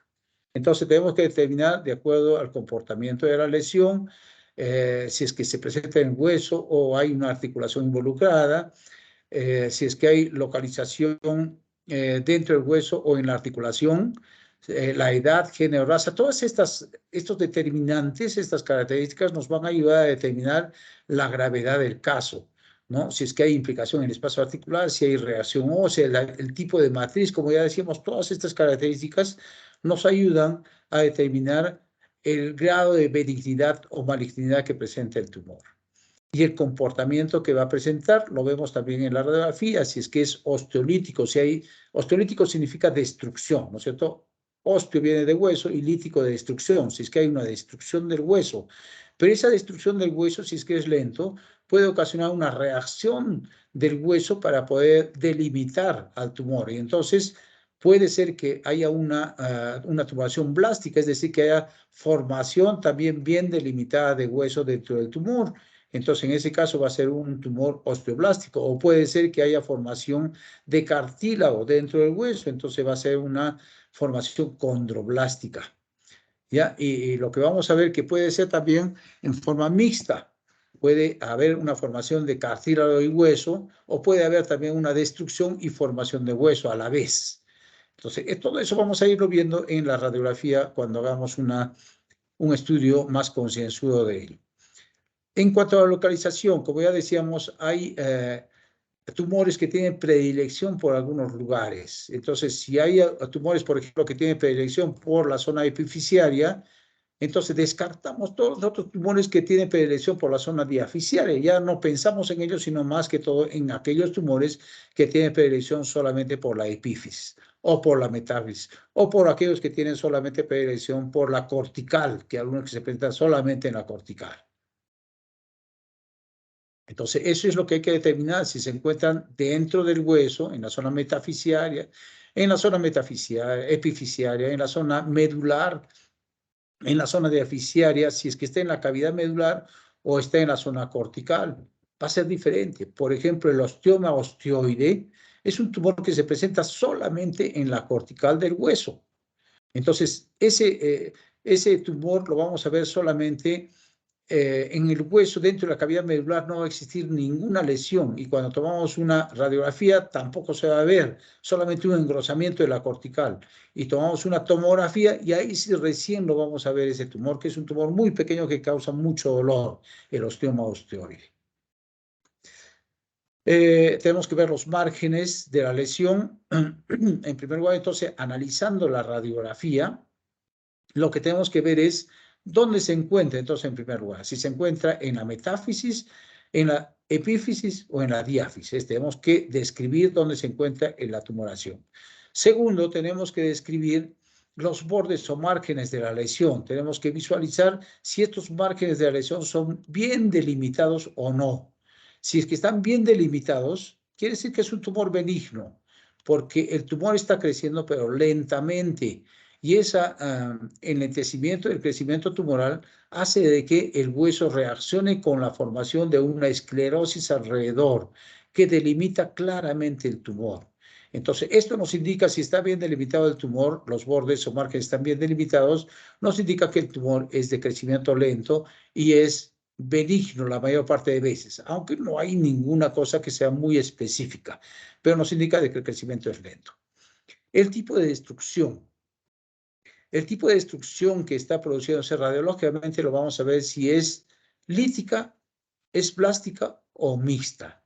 Lítica significa que hay destrucción, si está destruyendo completamente al hueso. O si es que al momento de destruir se presenta con formación de hueso nuevo, hueso dentro del hueso, pero es un hueso diferente, es una tumoración que está creciendo pero con formación de hueso nuevo. Eso es una tumoración blástica, o sea que está con crecimiento óseo. O puede ser mixta, es decir, que hay formación de hueso pero que está destruyendo rápidamente al hueso. Entonces, una tumoración con una lesión mixta. Y lo que tenemos que determinar también es el patrón de destrucción ósea. Ese patrón de destrucción ósea puede ser geográfico, apolillado o permeativo. El patrón geográfico es lo que ya decíamos en los bordes. Si nosotros vemos que los bordes están bien delimitados, es un patrón de destrucción geográfico. ¿Ya? Están bien delimitados, como cuando delimitamos un mapa y dibujamos un mapa, por eso se llama geográfico, está bien delimitado. Entonces, por eso se llama un patrón de destrucción geográfico.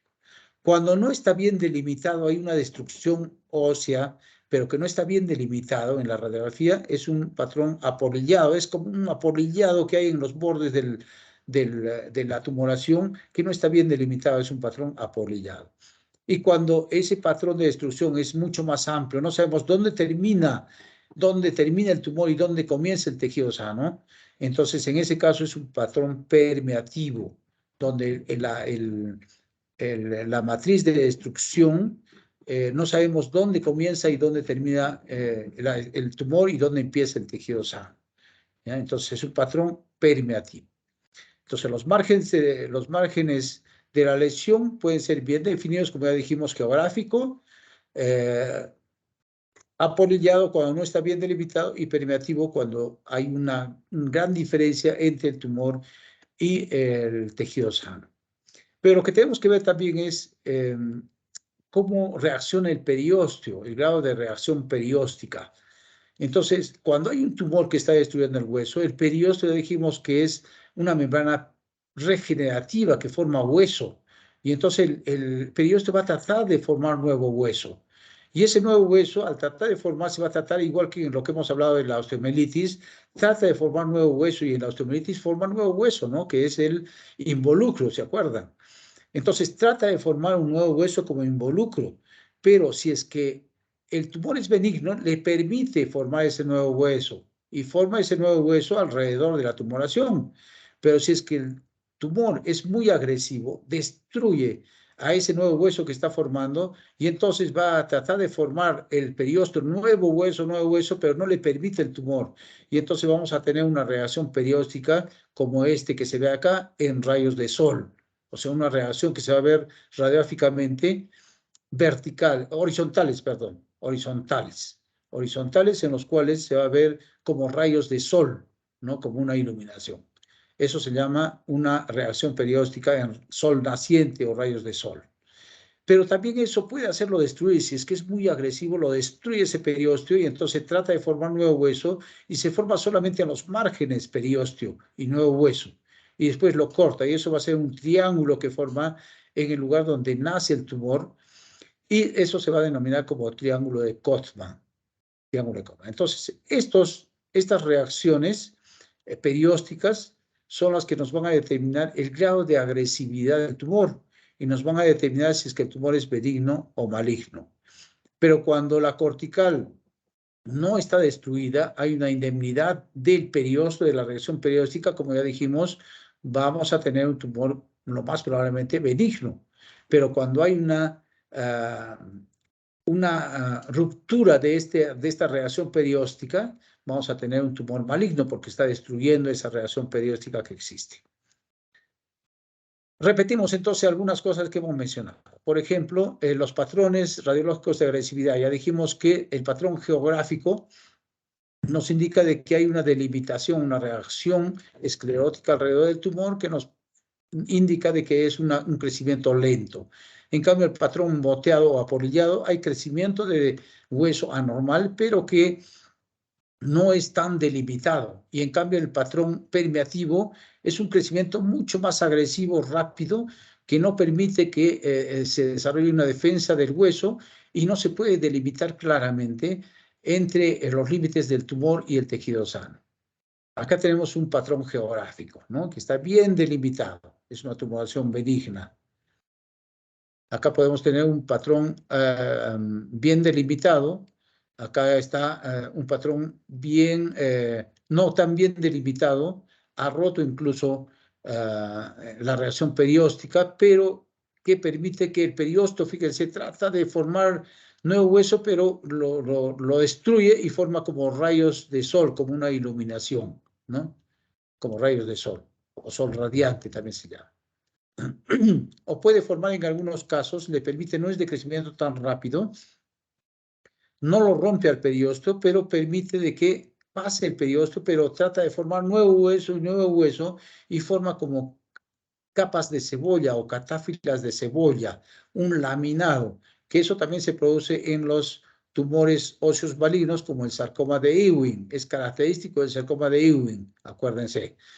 Esta característica de la destrucción perióstica en sol radiante es característico del osteosarcoma, de los tumores malignos muy agresivos, como el osteosarcoma. En cambio, esta reacción en catáfilas de cebolla o capas de cebolla es característico en el sarcoma de Ewing. Acá vemos, por ejemplo, cómo se forma un triángulo de Kottmann. Es decir, va produciéndose gran destrucción del periósteo por el crecimiento del tumor, pero no llega a formarse completamente nuevo hueso y entonces se destruye el hueso y forma solamente como un triángulo, que se denomina el triángulo de Kottmann. También es por una reacción del periósteo ante un tumor maligno. Entonces, cuando hay una reacción perióstica completa, es un tumor benigno. Fíjense, se ha permitido que el periósteo se forme nuevo hueso. Este es una tumoración benigna que se forma a nivel de la cortical. Acá vemos varias formas, de lo que hemos mencionado de la reacción perióstica, que puede ser maligna, como en este caso, fíjense, se ha formado un triángulo de Kottmann. Aquí se ve en la radiografía como el tumor con una reacción permeativa, una destrucción permeativa, no se ven los límites del tumor. Está con crecimiento óseo, destrucción del hueso, pero está tratando de formar nuevo hueso, fíjense acá el periósteo, pero lo destruye, ya está saliendo a las partes blandas el tumor, está tomando las partes blandas, pero el periósteo sigue creciendo y llega hasta ahí nada más, porque lo ha destruido la tumoración. Esto es el triángulo de Kottmann, que se ve aquí en el esquema, triángulo de Kottmann. En la siguiente imagen se ve cómo está formando nuevo hueso, trata de formar nuevo hueso, pero como está en crecimiento, forma nuevo hueso, pero sigue formando nuevo hueso porque sigue el crecimiento tumoral. Y entonces forma como unas láminas o catáfilas de cebolla. Aquí se ve claramente en esta imagen cómo se forma nuevo hueso en forma de laminillas. Esto es característico en el sarcoma de Ewing. Y cuando hay gran destrucción, entonces forma como unos rayos de sol la reacción perióstica, ¿no? Como acá y como en la última imagen también. Acá se ve en esta imagen cómo está formando como rayos de sol. Acá también se ve cómo está formando como una iluminación, como rayos de sol. Le tomamos una tomografía y en el corte también se va a ver, fíjense, como una iluminación como rayos de sol. Esto es característico de un osteosarcoma. El tipo de matriz, si es que forma hueso, es pues un tipo de matriz con formación de hueso, o sea, osteoblástico, y si forma cartílago es condroblástico. En cuanto a la extensión de partes blandas, puede pasar y destruir el hueso y salir hacia las partes blandas, y en este caso es un tumor muy agresivo cuando destruye el hueso y pasa a las partes blandas, y en este caso pues forma, como ya dijimos, fíjense acá esto negro que se va a caer, el triángulo de Kottmann. Entonces estamos repitiendo algunos signos que son importantes, que son cosas que deben conocer en la radiología y que son preguntas de examen, no solamente del curso de traumatología, sino también de la residencia, cuando postulan a la residencia, son preguntas clásicas, ¿no? El triángulo de Kottmann, entonces los signos característicos de una lesión maligna, tumoral, son el triángulo de Kottmann, la destrucción de la cortical, una lesión ostolítica que destruye la cortical, cuando atraviesa las partes blandas, compromete las partes blandas por destrucción del hueso. Además, la reacción perióstica en rayos de sol o en catáfilas de cebolla son signos que nos determinan radiográficamente la malignidad de un tumor. Nuevamente, para repetir prácticamente lo mismo, en resumen que le estoy mencionando, aquí algunos ejemplos, ¿no?, de una lesión tumoral en la metáfisis distal de fémur, en donde hay destrucción de la cortical y atravesado hacia las partes blandas, ¿no? Una gran destrucción de un osteosarcoma. Acá vemos clínicamente cómo hay un gran aumento de volumen. Así es como los vemos cuando llegan aquí estos pacientes generalmente. No llegan con tumores pequeños la mayor parte de veces, porque piensan, es un golpe que ha tenido. Los padres dicen, no, sí, se golpeó el otro día, debe ser hinchazón por el golpe. Y entonces lo mantienen así durante 1 o 2 semanas, lo llevan al huesero, lo miran, le soban, le frotan, le ponen en plastos, pasa 2 semanas más, pasa un mes, y estos tumores crecen rápidamente. Y en un mes o mes y medio ya lo vemos así. Cuando ya está ya bastante grande, no puede caminar el niño, generalmente los osteosarcomas ya dijimos que es en personas jóvenes, adolescentes o adultos jóvenes, vamos a encontrar que viene que no pueden caminar. Ya están con mucha impotencia funcional, mucho dolor, porque ya está destruyendo bastante el hueso. Y le tomamos una radiografía y vamos a encontrar esta gran destrucción ósea. Entonces, hay una gran reacción perióstica, como ya dijimos, en zona naciente. Fíjense, la mayor parte de veces vamos a encontrar así una gran tumoración con imágenes en sol naciente. Así es como se ve. Una gran destrucción del hueso que pasa a las partes blandas y destruye no solamente dentro del hueso, sino que generalmente la metáfisis, sino también a las partes blandas. Otras imágenes radiológicas de sol naciente. Acá igual. Acá se ve claramente en distal de fémur. El triángulo de Kottmann, para que ustedes vean cómo se ve radiográficamente, destruye, está tratando de formar nuevo hueso el periósteo, pero el tumor le gana. Y entonces pasa a las partes blandas, destruye el periósteo que está formando un nuevo hueso y se forma solamente una parte nada más, formando el triángulo de Kottmann. Fíjense acá. Esta imagen en capas de cebolla, como se ve acá, trata de formar un nuevo hueso. Esto podría ser característico puede confundirse con una osteomielitis. Ya dijimos que en la osteomielitis se forma un nuevo hueso y se forma el involucro, ¿no es cierto? Entonces, radiográficamente al inicio puede verse así como si estuviera formando un nuevo hueso. Entonces, hay que hacer el diagnóstico diferencial en estos casos. ¿Será un tumor o será una destrucción ósea por osteomielitis? Bueno, ahí nos ayuda mucho también la parte clínica, ¿no es cierto? Si es que es un proceso donde hay signos flogósicos, más nos inclinamos por un proceso infeccioso. Pero si no hay muchos signos inflamatorios, pues más nos inclinamos por un proceso tumoral. Pero a veces los procesos tumorales que van creciendo durante el tiempo también dan signos flogósicos y entonces nos puede hacer confundir. Hay que tomarlo en cuenta. Cuando extraemos pues, el tumor, vamos a encontrar así, no queda destruido el hueso, hay un gran crecimiento hacia las partes blandas y crece fuera del hueso, produciendo radiográficamente estas imágenes en el osteosarcoma de rayos de sol. Lo vamos a encontrar así, como ya dijimos, un gran aumento de volumen. El condrosarcoma es prácticamente lo mismo que una destrucción maligna del hueso, pero con formación de cartílago. Cuando le extraemos, va a ser una formación de cartílago en esa tumoración que está de crecimiento anormal. Puede haber condrosarcomas también que crecen dentro del hueso, o sea, dentro de la diáfisis, en canal medular.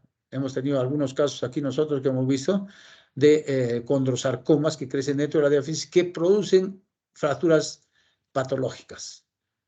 Tuvimos un caso muy característico de una persona joven de 22 años, más o menos, que tuvo una fractura patológica que solamente caminando en la calle, al bajar una grada, se produjo una fractura patológica. Tenía cierta molestia en el muslo, pero no le hacía caso, de varios meses de evolución, y vino por una fractura patológica. Cuando lo evaluamos, pues había una destrucción en el hueso, había un hueso anormal. Lo operamos, le tomamos una muestra, salió que era un condrosarcoma, un tumor maligno de formación de matriz cartilaginosa, y tuvimos que derivarlo para que le hagan el tratamiento completo del condrosarcoma. A nosotros, como traumatólogos, le hicimos la estabilización nada más de la fractura patológica que tenía. Entonces hay que ver también el crecimiento rápido que va destruyendo al hueso, da poca reacción al hueso, poco tiempo para poder reaccionar al hueso y poder formar un nuevo hueso. Entonces, en estos casos, generalmente la metástasis, lo que se produce es una gran destrucción y poliostótica en diferentes huesos. Aquí vemos cómo hay formación de nuevo hueso, todo esto blanco es hueso, ¿no? Entonces hay formación de nuevo hueso con destrucción, es una formación osteolítica, osteoblástica, con formación de nuevo hueso. Entonces, las características radiográficas de los tumores de los huesos, lo que tenemos que ver si está creando o destruyendo el hueso, es decir, si es que es osteolítica o es osteoblástica en primer lugar. Si está destruyendo la cortical o no, si la cortical está intacta o está destruida, está rota, está erosionada. Si es que está intacta la corteza, es más delgada que lo normal, o sea, si es que hay una destrucción, osteólisis de la cortical, pero que no la ha destruido completamente, no la ha roto, entonces puede estar adelgazada esa cortical, y eso también tenemos que ver si es que está dentro de la cavidad medular, si es que está destruyendo, pero lentamente, a la cortical. En la cavidad medular tenemos que ver si es que comparativamente con el lado contralateral es más amplia. Si es que es más amplia, quiere decir que hay algo que está destruyendo dentro de la cavidad medular. La forma del tumor nos sugiere si es que está levantando el periósteo o no, si es que está creciendo rápidamente, si es que hay una reacción perióstica o no, si está formando esta reacción perióstica en rayos de sol, si es que hay una reacción en capas de cebolla, o si es que hay el triángulo de Codman, etcétera, ¿no? Ver esta reacción perióstica. Y cuando es una lesión en piel de cebolla, pues ya nos inclinamos mucho a que es un tumor de Ewing. Si es que hay una calcificación radial en rayo de sol, nos inclinamos mucho por el osteosarcoma. Hay algunos tumores benignos que vamos a repasarlos, como son, por ejemplo, este osteocondroma. Este es un tumor benigno de crecimiento lento, pero que sale fuera, es exofítica, es decir, sale fuera y generalmente nace en las metáfisis de los huesos largos y se presenta generalmente en los niños y adolescentes, en donde hay un crecimiento lento, progresivo, de una tumoración exofítica que está revestida, es de hueso, revestida de cartílago, o sea, tiene como un capuchón de cartílago que crece encima de ese crecimiento exofítico. Es una tumoración de crecimiento lento que generalmente no causa molestia, salvo cuando crece ya grandemente. Cuando es pequeño de 1 o 2 centímetros no causa ninguna molestia, pero ya cuando crece como en este tamaño, que digamos es de unos 10, 15 centímetros, en ese caso ya va a ocasionar inflamación al movimiento con las estructuras blandas que están alrededor. Los tendones y músculos se van a inflamar con el movimiento y va a causar dolor por la inflamación de las partes blandas, no por el mismo tumor. Lo que hay que hacer para el diagnóstico de los tumores es tomar radiografía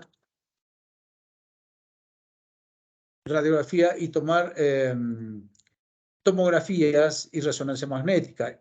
¿En qué nos ayuda la tomografía y la resonancia? Nos ayuda sobre todo para ver la diseminación del tumor, o sea, para ver el tamaño del tumor, si es que ha comprometido las partes blandas o no. Y en eso la resonancia magnética nos ayuda mucho para saber si es que ha salido fuera del hueso y ha comprometido las partes blandas, y determinarnos si es que estas están difusamente agraviando a las partes blandas que están alrededor. La gamografía nos ayuda sobre todo para ver la extensión a otros huesos, es decir, si es una tumoración poliostótica en diferentes huesos o es solamente un hueso que está tomando este tumor. Algunos estudios de laboratorio que nos pueden ayudar son Siempre hay que tomar un hemograma completo. La velocidad de sedimentación es muy inespecífico, pero puede estar aumentado. Siempre hay que tomar calcio y fósforo. El calcio vamos a encontrarlo elevado porque cuando hay destrucción ósea, el calcio va a pasar, esa destrucción ósea va a pasar a la sangre por vía hematógena y vamos a encontrar elevado el calcio. Y lo contrario vamos a encontrar con el fósforo porque siempre van relacionados los dos, vamos a encontrar disminución del fósforo. La fosfatasa alcalina va a estar elevada por esta destrucción del hueso.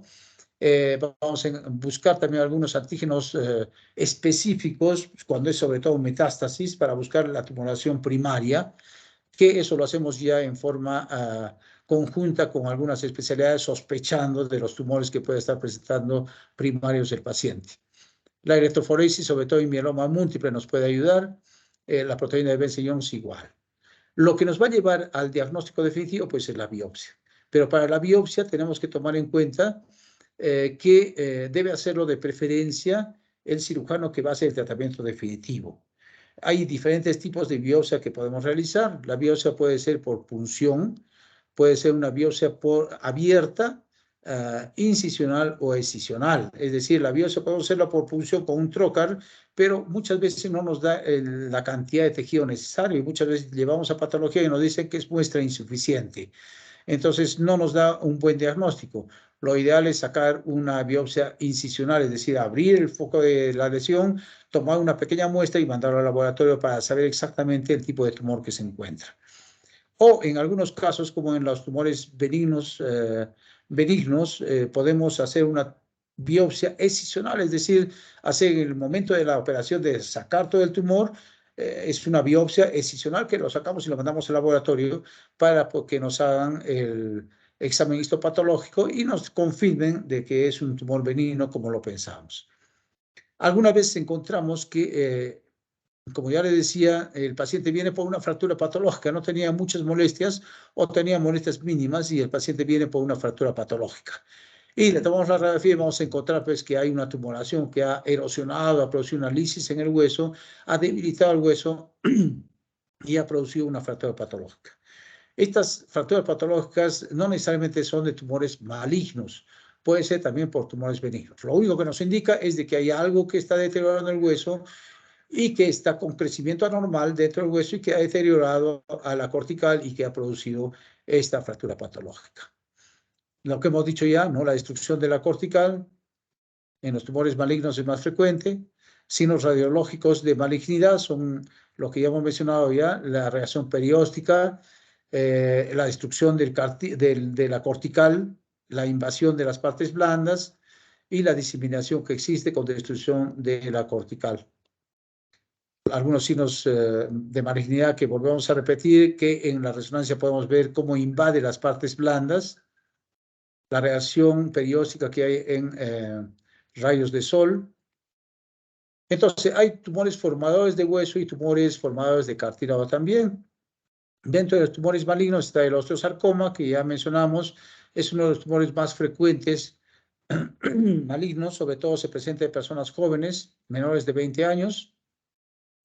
El segundo pico de incidencia es en la vida adulta, es más frecuente en varones que en mujeres y generalmente se presenta alrededor de la rodilla, más frecuente en distal de fémur, pero puede presentarse también proximal de tibia, pero es mucho más frecuente en fémur distal. Se puede presentar en otros huesos también, pero es mucho más frecuente aquí, como mencionábamos, distal de fémur. Acá vemos una tumoración, algo que está creciendo acá, que ya está aumentando las partes blandas. Normalmente en la radiografía, cuando recién está apareciendo, se nota esto y vamos a ver clínicamente que está aumentando el volumen. El tratamiento en estos casos, en los tumores en general, cuando son benignos, es la extirpación de la tumoración, y cuando son malignos hay que extirpar también ampliamente la tumoración, pero hacer una exéresis radical con amplios márgenes del tumor y a veces llegamos hasta la amputación de esa extremidad que está tomada. Aunque últimamente lo que está haciéndose es la preservación de la extremidad, es decir, tratar de preservar, resecar solamente la tumoración y colocar prótesis o implantes que vayan a mantener la longitud y la funcionalidad de esa extremidad. En nuestro medio, en Arequipa no se está haciendo todavía, pero en Lima, en el INEN ya se está haciendo, en países un poco más desarrollados que nosotros también, en Argentina, en Brasil, se están haciéndose estas prótesis especiales para colocar en reemplazo del tumor que se ha extraído. Adicionalmente, se debe colocar, lógicamente, tratamiento dependiendo de la especificidad del tumor, hacer tratamiento con radioterapia o quimioterapia si es que es susceptible el tipo de tumor. Como les decía, en algunos tumores podemos hacer preservación de la extremidad si hay una tumoración, como en este caso un osteosarcoma, que compromete incluso partes blandas de la extremidad distal del fémur, se reseca todo el fémur desde el tercio proximal, con amplios márgenes, se reseca todo el fémur, hemos extraído todo el tumor y lo que se hace es colocar una prótesis tumoral que reemplace a esa extracción del fémur que se ha hecho para darle funcionalidad a este muchacho que ha tenido este tumor. Dependiendo del tipo de tumores y del tratamiento que complementemos con quimio y radioterapia, en forma conjunta, en equipo, como ya decíamos, pues podemos tener un pronóstico más o menos adecuado o un pronóstico malo, pero lo que tenemos nosotros que darle es también calidad de vida al paciente. Lo que tenemos que hacer para el diagnóstico entonces es una buena anamnesis, una buena exploración, hacer un diagnóstico con exámenes laboratoriales, radiológicos y principalmente con la biopsia. Esto nos va a dar el diagnóstico, decíamos que con estudios radiológicos, clínicos radiológicos, y lo que nos va a dar el diagnóstico definitivo pues es la biopsia, ¿no? Para poder determinar si es un tumor benigno o maligno. Muy bien. ¿Alguna pregunta?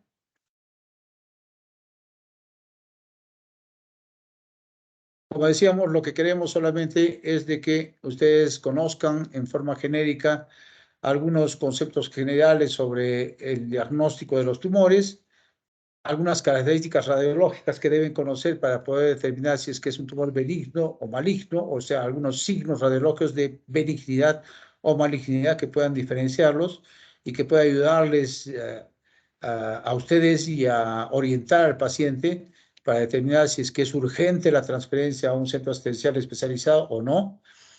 Es importante que ustedes puedan diferenciar esto. Les he colgado también en la plataforma un artículo en PDF y un video que es explicativo también respecto a al diagnóstico inicial que se puede hacer con los tumores.